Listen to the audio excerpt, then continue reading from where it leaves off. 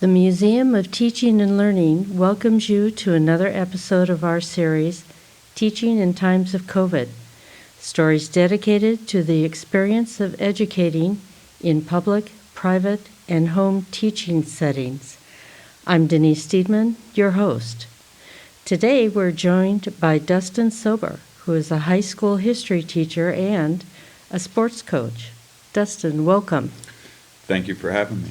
Let me ask you first off, was teaching your first career choice? Yeah, it was something I always knew I wanted to get into. I was heading down that path to get into teaching and coaching. And tell us a little bit about your background. What did you do before you went to school to be a teacher? Well, I always played sports through school. I went to Fullerton High School and then went to Fullerton Community College, transferred to New Mexico State from there. When I transferred in, I actually wanted to get into the teaching program, but did not have enough transferable units to get into that program. So I studied sociology there, and then upon graduation, I got a job coaching football and teaching some adjunct physical education classes back at Fullerton College. Did that for quite some time, and it came to the point where I either needed to pursue a master's degree in physical education to remain at the junior college level, or go back and get my teaching credential to go the high school route. And so that's what I did, and that's how I ended up back at public high schools. You shared, when we spoke before, you shared a story about being in Europe. Mm-hmm. Could you tell us a little bit about that? Yeah, in addition to coaching here in the States, I also got an opportunity to go coach out in Switzerland. And actually, while I was out there, in addition to coaching football and getting to travel around, I met my wife out there. So, yeah, football has brought a lot of great life experiences to me. I got to travel the U.S. while I was playing in college, got to travel the world as a coach. So, yeah, it's brought a lot of blessings. So it makes sense that you would be both a teacher and a sports coach. Exactly, Yes. And much of it goes hand in hand. A lot of the lessons you learn in sports are applicable to the classroom and life in general. Let's revisit that day in March of 2020 when you were first notified that your school would be closed with no idea of a reopening date. What was your first reaction? You know, we were not necessarily in a state of panic at that point in time. It was a week before we went on spring break.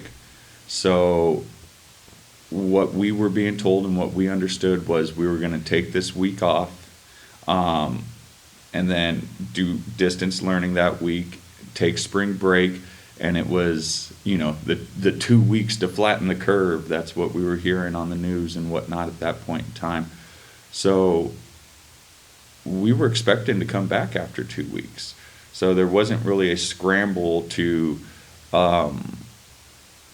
prepare for this total shift in our teaching and learning at that point in time. But once spring break had come and gone and we weren't back in the classroom and the return date kept getting pushed back, that's when everybody was really starting to scramble to figure out how to best serve the kids in these in this new environment.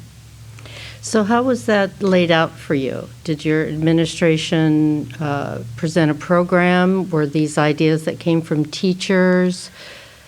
Yeah, actually, I thought they did a great job within our district and at our school. We had a lot of professional development sessions available. Much of it was teacher-driven because it was many of the teachers that knew how to use these apps in Google Classroom and whatnot, so they were teaching each other. Luckily, I was pretty proficient in Google Classroom and some of these other apps that have been widely used in this distance learning, so I kind of had a good foundation. But yeah, it was definitely a shift for many of the other teachers who did not use these prior to being shut down. So you felt pretty comfortable setting up a virtual classroom at home and getting online. And did you find Yeah. that the students and the parents, were they able to translate that and move forward? Can you tell us a little bit how that rolled out? Yeah, I think many were able to make that transition. They definitely were familiar with the technology and knew how to use it. Now, there were definitely some issues. I know that my school services more of a working class neighborhood, and some of the kids did not have access to reliable Wi-Fi. So the school bought a bunch of those broadband Wi-Fi adapters to hook up to their computers so the kids could come in and get those and get access to the internet. So there was definitely issues, but I think for the most part, the kids were familiar with the technology and knew how to use it. Now, whether they did or not, different story. So when you were in your virtual classroom at home teaching, how many students did you have online? Now, I would have them all online, but when we first started, we were told that we weren't allowed to require students to turn their cameras on. And I do get it. I mean, it's somewhat of an invasion of privacy. They didn't sign on for us to just be invited into their bedrooms or their living rooms and whatnot. So I do get it on that side, but it did create an issue because now kids were less and less willing to turn their cameras on. So it was harder to hold them accountable. I mean, shoot, we had no idea whether the kid was paying attention to the lesson just with their camera off or had their laptop off to the side while they're playing video games. So that was definitely an issue. And I mean, we tried to be creative to do things to call their attention and call them out on class, do like polling during class for questions and whatnot. So it was a ever-evolving strategy to engage the students. How were you able to assess their learning? You're not presenting them a piece of paper for a test. How do you follow up on their reading material that's required? How did that take place? Now, the biggest thing that I did this year, because many of my colleagues had shared the same issue, they give the kids a question on something we just read or just went over in class, and it is verbatim the first thing that pops up on a Google search. So the kids were just taking their questions and throwing them into Google. I knew we weren't going to get around that. I knew no matter what we did, the kids were going to do that. And heck, I know as an adult, if I need to know something, I Google it, if I want to get a quick answer. But so what I started grading them on is citing their sources. So, okay, if you're going to go and look for this stuff, it needs to be from a reputable source, and you need to cite your sources appropriately. If you don't, dock you some points. So that's how I got around that. So can you give me an example of a few of those that you would accept as a reliable source? Anything from the textbook would be a reliable source. Anything from a document that I provided them would be a reliable source. Now, I did provide them some good websites. History.com is a good website. Bio.com is a great website. If I was getting stuff from Quizlets is their favorite source of information. But I told them, I'm like, you don't know who makes those flashcards for Quizlets. I'm like, that could be just some other random normal kid just like you. You don't know if what they're providing is accurate. So that's a source that I would dock them some points. Wikipedia, I'd dock them some points because same thing. It's great for general information, but anybody can write anything on there. So those were the sites I was kind of trying to steer them away from and steer them to the more reputable sites. So you were able to narrow their sources. Exactly. So that they would be consistent and everyone Yes. could use reliable sources. How did you give a test?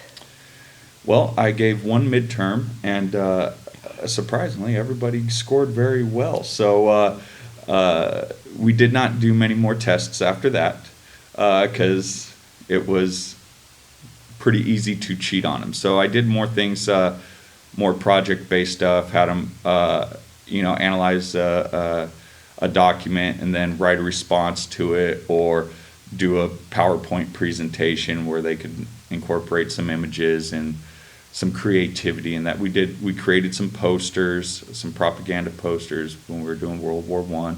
So I just tried to steer away from the traditional tests and, give them an opportunity to take what they learned and be a little bit more creative, whether it's in writing or some digital design. And did you find that the students were pretty well versed in all of those technical skills? They could do a presentation on, for you and for others to see. So it was a virtual classroom experience just online.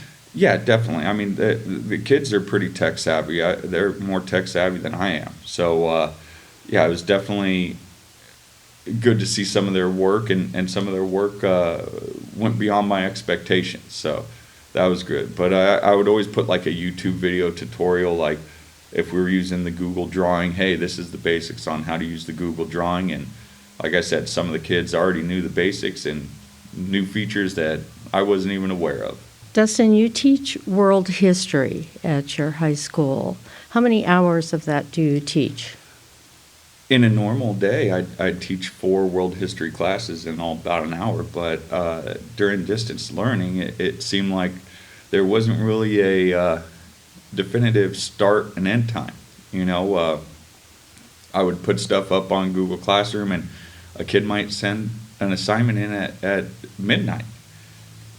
And with the exchange through email and apps such as Google Classroom, it seemed like kids and parents wanted stuff to be graded or communications to occur on their time frame, and not necessarily in the confines of the traditional school day, which was kind of bizarre. I know I talked to many of my colleagues that would say that they would get assignments turned in late at night, and kids emailing them late at night, and expecting a reply and whatnot. And I mean, we get it. It was just part of the situation this year. But it was definitely more difficult to maintain that balance between work and personal life when you are getting inundated with assignments or questions outside of the time frame of work. What was the reaction from your parents? Did you get a lot of feedback from them? Did they email you or talk about challenges that they're having or their child is having? Here and there. I tried to make sure that I was emailing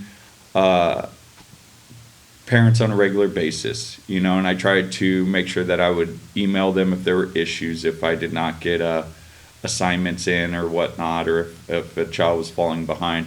I also did try to make sure that I was emailing them on good things. Every other week I would email parents and the kids if they had 100% in my class or an A in my class, and so I'll just try to give them a nice little shout out on that end too. Dustin, can you share your school sports philosophy with us? Well, our motto at our school is the home of scholars and champions. So we definitely do focus on the student aspect of a student athlete first. And within that motto, something that I've just always tried to do was, coach the kids for life. I think I mentioned to you guys earlier in the interview that many of the lessons you learn on the field or on the court or in the pool can translate into the classroom or into real life situations. So, just always try to keep that in mind when coaching the kids, and make sure we use sports to help educate them in all facets, not just athletics. because most of them aren't going to go professional in athletics, but they'll be professionals in something else. So use that to help them get there. To foster teamwork and, Yeah. and achieving personal goals. Leadership, overcoming adversity, those types of things. So how do you feel about the effect that the shutdowns and the lack of school sports programs during the pandemic has affected the students? Have you had a lot of feedback from that, or? Yeah, I definitely think it had a impact on the students. I hate to admit it, but there's many kids out there that pass their classes just so they can play sports, and without that driving force for many kids, there's not an incentive to log into your Zoom class or do this assignment that you're not too interested in anyways. So definitely saw that. I think there was a dip in grades all across the board, not just with student athletes, from what I saw with my colleagues and whatnot. But yeah, that not having sports did have a negative impact on many students. So when the state allowed school sports to return to schools, did you find that there was a drop-off in the number of students that participated in sports?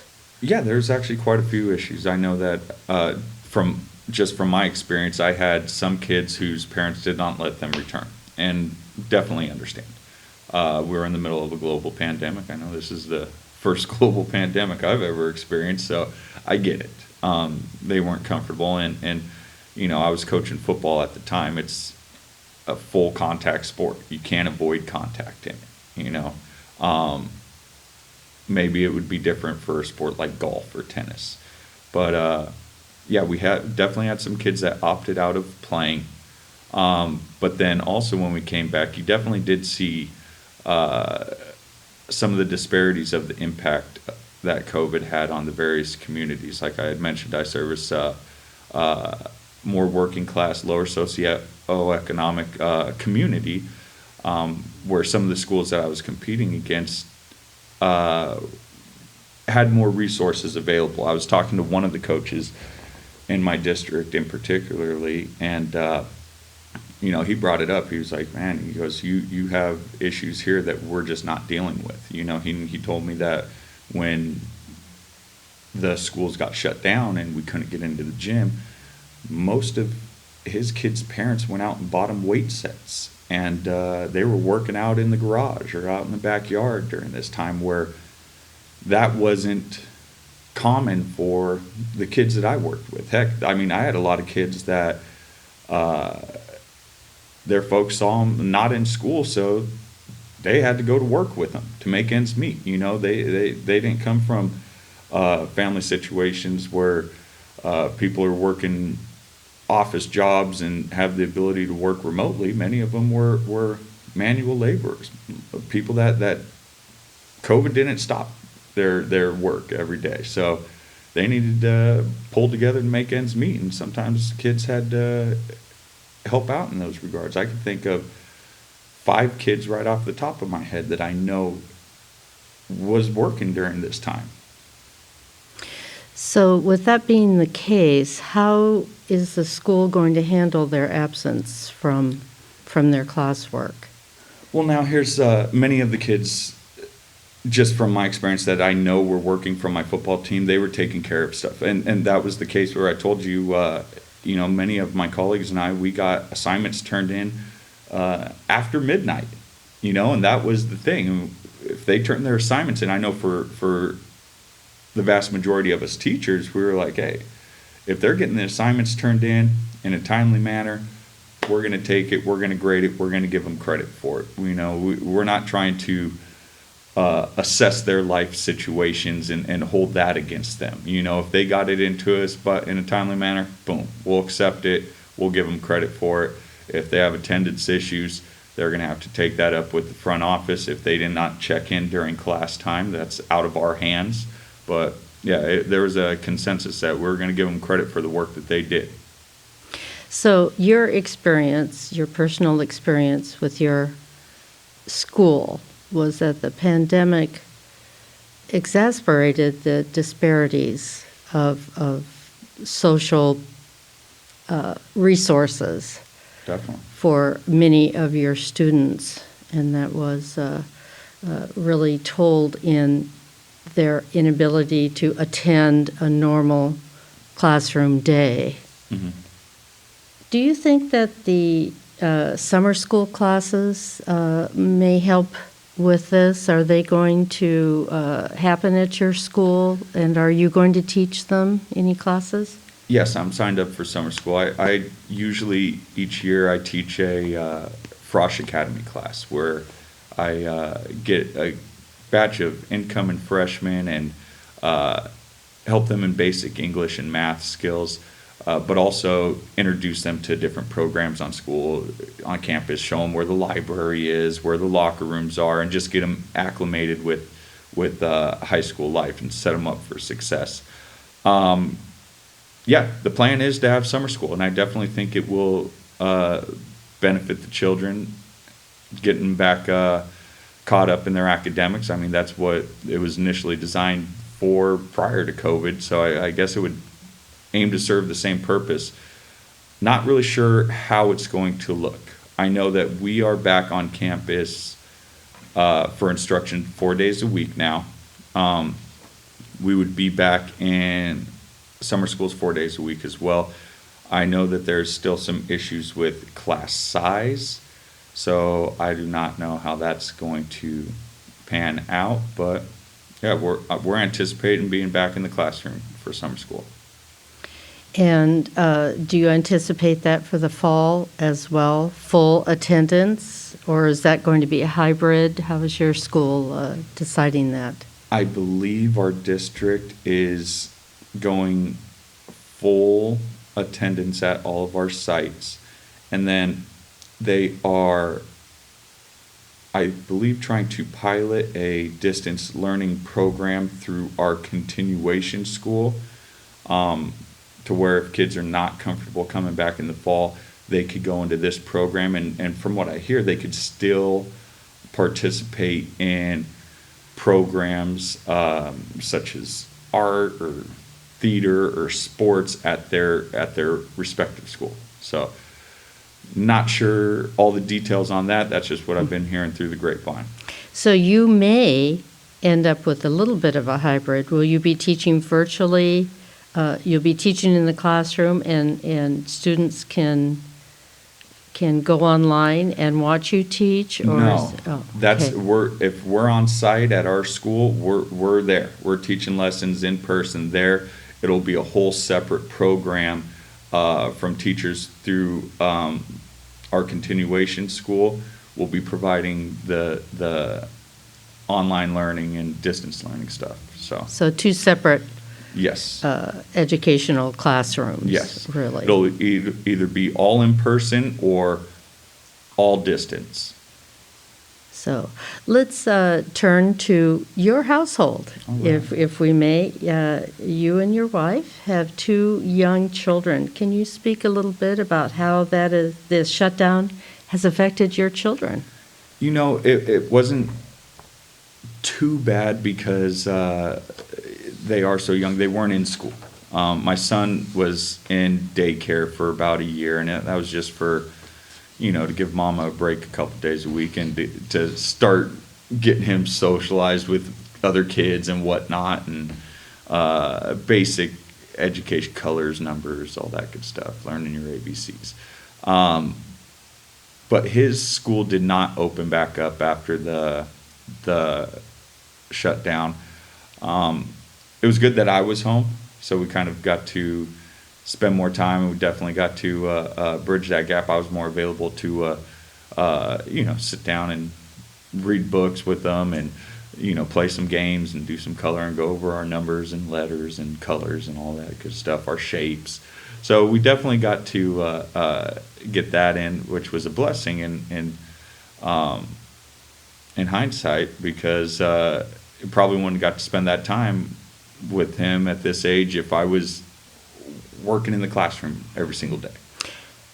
And did he understand that Dad is at work when you get on the computer and you have your class? Was that? Oh no, it was mayhem in my house, and it wasn't just the kids.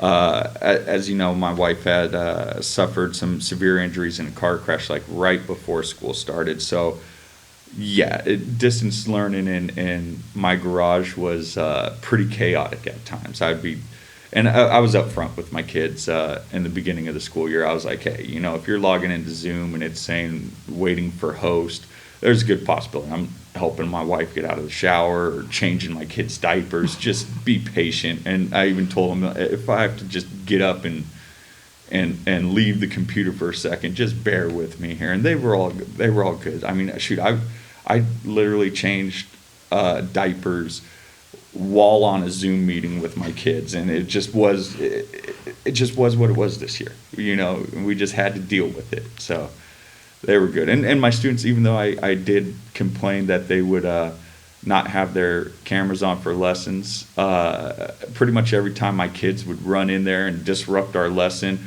I would tell them all to turn their cameras on and say hi to my kids, and they would. So I was grateful for that. Well, there are two things. One, that's such a shared experience with everyone on Zoom meetings, and the dog is barking, someone rings the doorbell. Mm-hmm. Plus, your students are older. Yeah. I think they have an understanding. They're not going to be distracted by your absence for a moment or the dog barking. They understand that. So. Yeah. And I was trying to be open and upfront with them and with my players about the time, because I'm not immune to this. We're all in this together right now. We all are going through some tough times. I'm right there with them.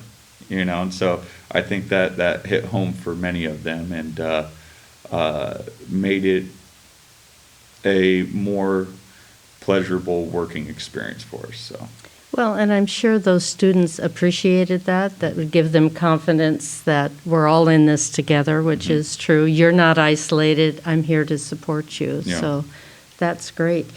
Dustin, in these last few minutes, I'd like to ask you two final questions.